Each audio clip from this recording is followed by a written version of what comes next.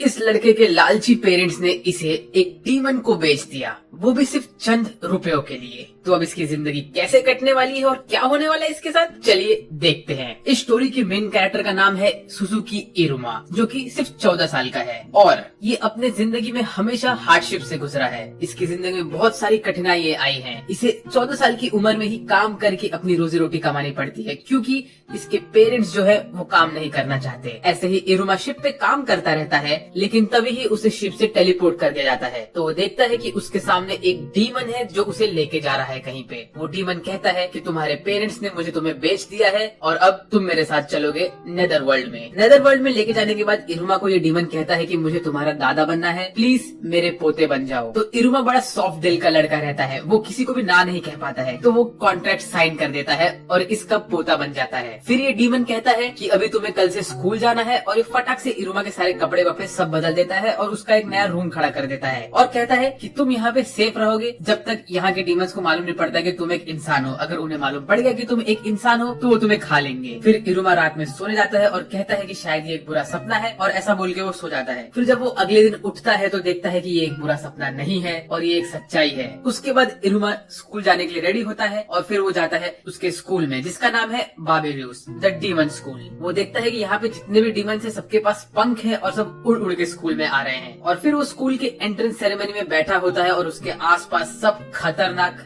Demons होते हैं जो आपस में बात करते रहते हैं कि हमें किसी लजीज चीज की खुशबू आ रही है। ये सुन के वो डर जाता है एकदम से। इरुमा कोशिश करता है कि वो लोगों में घुल मिल जाए और वो कभी भी मतलब किसी के सामने ना आए, पर उसकी ये सोच एक सोच ही रह जाती है, क्योंकि उसे मालूम पड़ता है कि उसके स्कूल के जो प्रिंसिपल है वो उसके दादाजी ही है। और उसके दादाजी स्टेज पे आके सबको कहते हैं कि ये है मेरा पोता इरुमा, तुम लोग को मैं सबको इसकी फोटो दे देता हूँ। फिर स्कूल के सेरेमनी में एक प्रथा होती है कि वहाँ का सबसे टॉप स्टूडेंट आके स्पीच देगा, तो वो होता है आस्मोडियस। पर एंड मोमेंट पे वो लोग का स्क्रिप्ट चेंज कर देते हैं और कहते हैं कि इरुमा स्पीच देगा। तो इरुमा स्पीच देने जाता है पर उसे कुछ सोचता ही नहीं क्या देना है। तो उसके सामने एक चिट्ठी रहती है जो उसके दादाजी ने लिखी होती है, उसमें एक स्पेल लिखा होता है। तो वो स्पेल पढ़ने लगता है और वो स्पेल पढ़ने के बाद सब लोग हैरान हो जाते हैं इरुमा को और कहते हैं कि तुमने एक फॉरबिडन स्पेल पढ़ा है जिसे पढ़ना बिल्कुल भी अलाउड नहीं है स्कूल में। अगर ये स्पेल काम करेगा तो तुम पूरे दिन के लिए गिरोगे नहीं। और फिर इसके बाद आस्मोडियस इरुमा को चैलेंज करता है कि तुम्हारे वजह से मेरा स्पॉटलाइट चला गया, स्पीच देने का काम मेरा था लेकिन तुमने मेरा स्पॉटलाइट छीन लिया और अब तुम्हें लड़ना होगा मुझसे। तो आस्मोडियस धड़ाधड़ इरुमा के ऊपर हमला करता है, फायर बॉल्स फेंकता है, पर इरुमा सबको डॉज कर लेता है। तो यहाँ पे हमें ये मालूम पड़ता है कि इरुमा इन सबको इस वजह से डॉज कर पाता है क्योंकि बचपन से ही उसके पेरेंट्स ने उसको छोड़ दिया रहता है कि भाई तू जा तेरी जिंदगी जी। तो उस वजह से इरुमा का डॉजिंग स्किल्स एकदम परफेक्ट हो गया होता है और आस्मोडियस लगभग 20 मिनट तक इरुमा के ऊपर हमला करता रहता है। फिर वो गुस्से में आके कहता है कि तुम तो मेरे हर अटैक को डॉज कर रहे हो। तो वो चार्ज करता है इरुमा के पास और तभी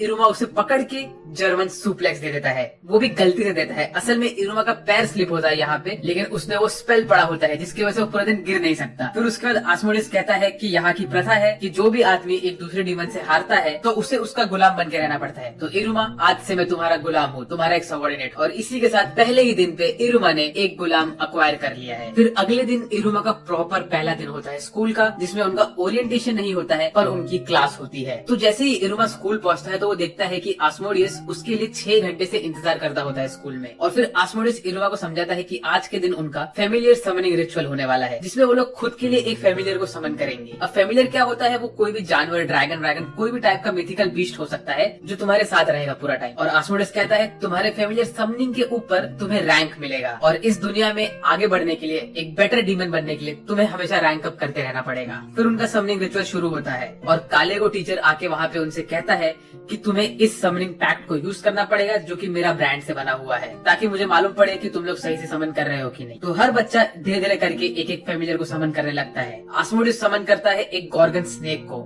जो कि एक हाई लेवल का समन माना जाता है। उसे देख के काले को कहता है कि ये बहुत सही समनिंग है। उसके बाद आती है इरुमा की बारी। अब समन करने का काम है डीमंस का। एक डीमन एक फैमिलियर को समन कर सकता है, ये तो नॉर्मल सी बात है, लेकिन जब एक इंसान समन करने जाता है तो क्या होता है। वेल, इरुमा जैसे ही वो समनिंग पैक्ट यूज करता है समन करने के लिए, उसके पास एक फैमिलियर समन नहीं होता है बल्कि कालेगो टीचर समन हो जाता है। क्यों? क्योंकि इरुमा ने कालेगो के ब्रांडिंग वाले समनिंग पेपर को यूज किया था। उस वजह से अब कालेगो इरुमा का एक फैमिलियर बन चुका है। वेल, जैसे ही कालेगो पूरी तरह से समन हो जाता है तो वो एक छोटा सा चिड़िया टाइप में कन्वर्ट हो जाता है। फिर इसके बाद कालेगो और इरुमा दोनों ही प्रिंसिपल के पास जाते हैं और उनसे कहते हैं कि प्लीज इस समनिंग रिचुअल को कैंसिल कराइए। तो प्रिंसिपल कहता है कि ये नहीं हो सकता, कम से कम 1 साल तक तो नहीं हो पाएगा। और अगर फेमिलियर ने अपने मालिक पे हमला करने की कोशिश की या उसकी बात नहीं मानी तो फेमिलियर के ऊपर पनिशमेंट खुद ही चढ़ जाती है। और तो और अगर तुमने जानबूझ के ये रिचुअल को तोड़ने की कोशिश की तो तुम दोनों ही मर जाओगे। और फिर ये बात भी स्कूल के न्यूज़पेपर में पब्लिश हो जाती है कि इरुमा ने कालेगो सेंसे को एज अ फेमिलियर समन किया है। और इसके पहले ही दिन पे इरुमा ने आस्मोडियस को जर्मन सुप्लेक्स मारा होता है, वो भी छप गया होता है न्यूज़पेपर में। इसके बाद इरुमा मिलता है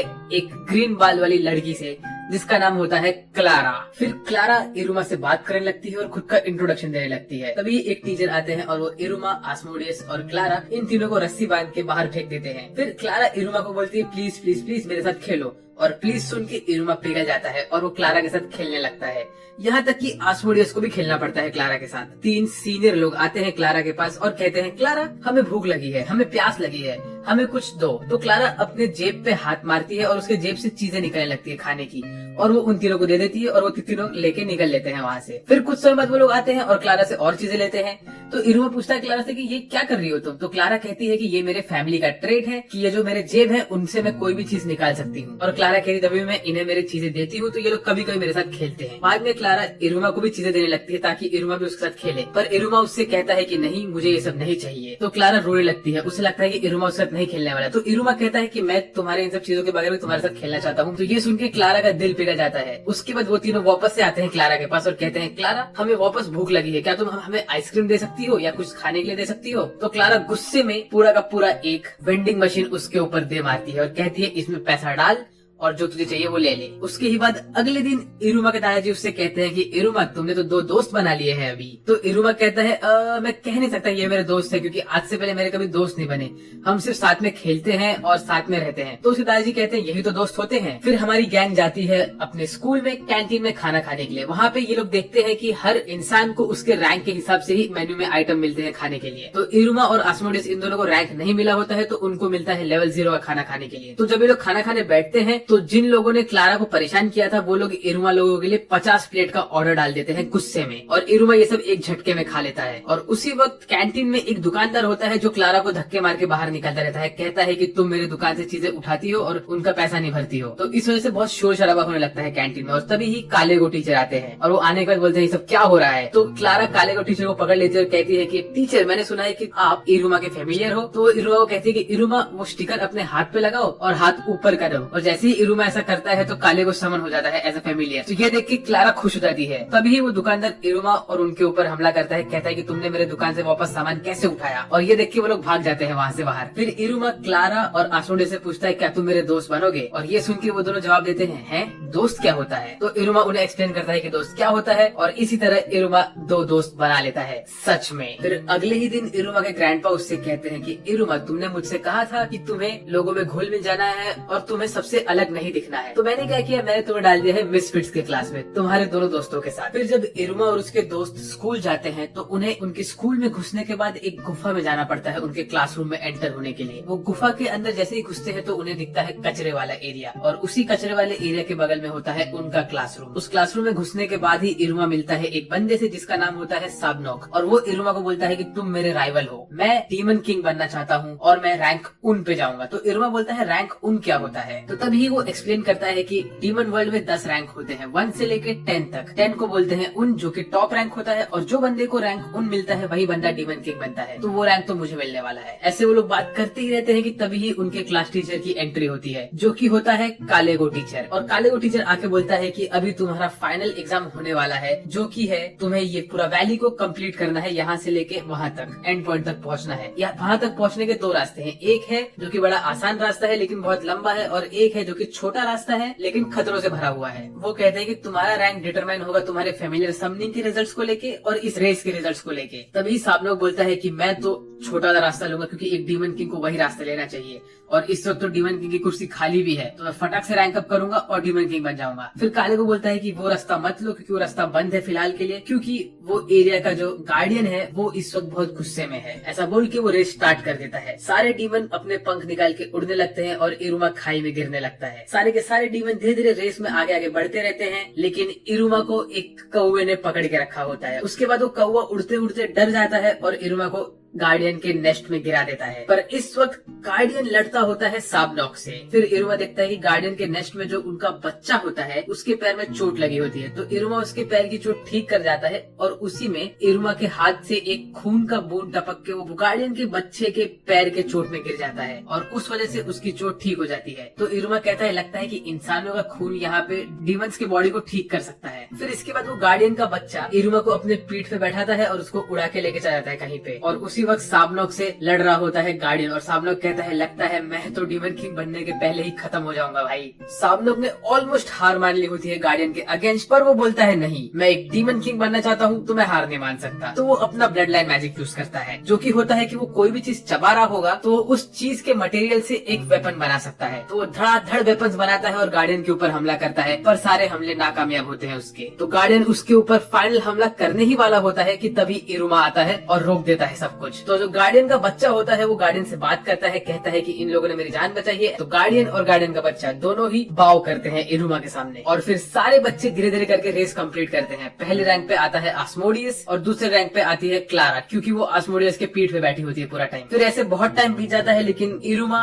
और साबनॉक इन लोग का पता ही नहीं रहता है कुछ। तो कालेगो सेंसे इन लोग का नाम कट कर देता है, पर तभी ही इरुमा और साबनॉक आते हैं गार्डियन के ऊपर। ये देख के सारे बच्चे हैरान हो जाते हैं। फिर वो लोग का रैंक डिटरमाइन करने का टाइम आता है, तो कालेगो एक आउल को बुलाता है जिसके जेब में लोगों को हाथ डाल के उनके रैंक का बैच निकालना होता है। आस्मोडियस को मिलता है रैंक 4 और क्लारा को मिलता है रैंक 3 और ऐसे ही बाकी सब बच्चों को रैंक 2 रैंक 1 मिलता है। साबनॉक को मिलता है रैंक 2। और जब इरुमा की बारी आती है तो जैसे ही वो हाथ डालता है वो आउल के जेब में, तो उसके हाथ में कोई बैच नहीं आता है, पर आती है एक गोल्ड वाली अंगूठी। तो वो देख के साबनॉक बोलता है कि ये अंगूठी है डीमन किंग की। तभी वो अंगूठी में से एक स्पिरिट निकलता है और वो जोर जोर से चिल्लाने लगता है, जिसकी आवाज पूरे स्कूल में गूंजती है। और फिर आस्मोडियस और साबनॉक उस अंगूठी को रोकने की कोशिश करते हैं लेकिन वो दोनों ही नाकामयाब हो जाते हैं। तभी ही इरुमा के दादाजी वहाँ पे आते हैं और वो अंगूठी को अपना एनर्जी खिलाते हैं और बोलते हैं चल बेटा शांत हो जा। और तभी वो बोलते हैं कि इस अंगूठी का नाम है द ग्लूटिनस फीडर रिंग और ये अंगूठी जब भी किसी के हाथ में आ जाती है तो कभी नहीं निकलती। वेल, इन सब तमाशे में इरुमा को उसका रैंक मिलता ही नहीं है। तो इन दी एंड स्कूल वाले डिसाइड करते हैं कि इरुमा को हम लोग देंगे रैंक 1, जो कि है सबसे लोएस्ट रैंक। और इसी के साथ मैं ये पहला पार्ट कंक्लूड करता हूँ इस एनिमे का। इसमें मैंने